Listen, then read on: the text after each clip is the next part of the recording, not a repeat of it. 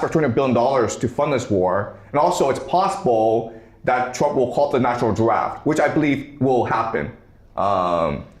Okay, so if Americans don't want to support this war, it's very hard to get them to pay for this war and to go fight this war.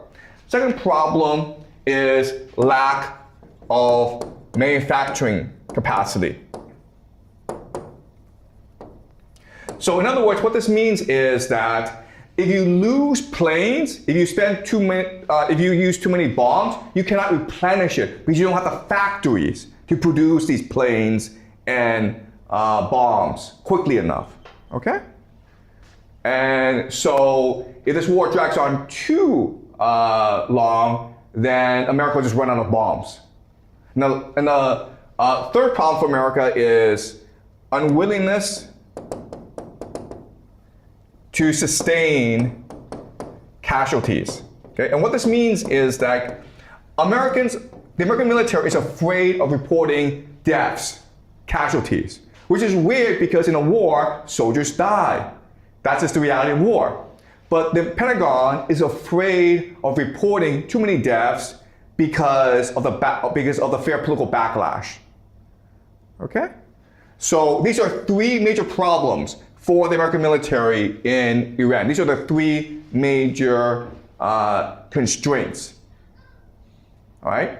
So the Americans can't actually resolve these issues, and America will probably lose this war, in which case this gives opportunity for Israel to prove to the world that it should be the empire, okay?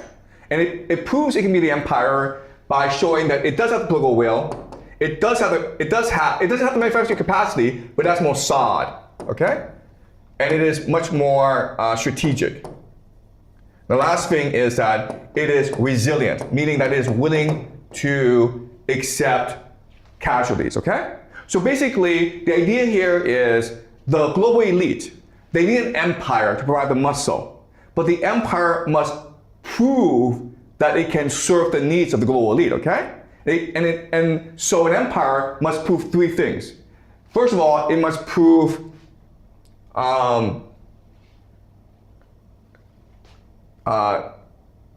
unity. It must prove it has the resources and the capacity, basically the capacity, okay? And it must prove determination. All right? So to understand this idea, let's just do a thought experiment. Right? Let's just say that we're venture capitalists. We have billions of dollars, we have trillions of dollars, and we want to invest in a company. Okay? So we're approached by two companies. Company A, Company B. Okay?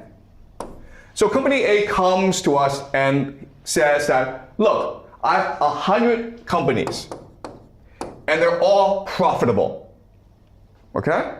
I don't have a business plan, but I have lots and lots of resources, and I have a lot of experience and a lot of skill. And so if I were to invest in another company, I'm sure it'll make a lot of money. Okay? All right. So skills and experience. That is Company A. Company B is these young guys, and they failed, okay? But they're like, you know what? We're gonna put our heart and soul into this enterprise. We're going to work 16 hours a day, every day for as long as it takes. And we won't stop, okay? Even if this company is successful, we're gonna keep on going because it's our passion. And if this company fails, then we're bankrupt. We might kill ourselves, all right? So if you are the venture capitalist, do you put your money in A or do you put your money in B? Now, most people would put their money in A because they think it is low risk. But if you're a smart venture capitalist, you put your money in B because it's high reward. Okay? So company A already has 100 companies that are successful.